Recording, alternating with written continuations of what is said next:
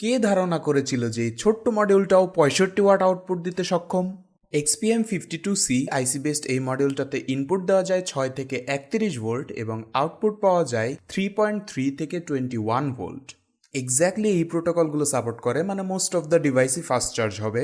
পিক্সেলের rapid charge বা শাওমির টার্বো চার্জ প্রোটোকল এটা সাপোর্ট করে। স্যামসাংয়ে সুপার ফাস্ট চার্জিং কাজ করে।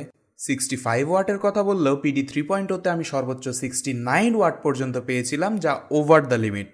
এছাড়া 5 ভোল্টে হাইস্ট নেওয়া যায় 10 ওয়াট, 9 ভোল্টে 25 ওয়াট, 12 ভোল্টে 38 ওয়াট পর্যন্ত, 15 ভোল্টে 48 ওয়াট এবং 20 ভোল্টে 65 টু 69 ওয়াট পাবেন।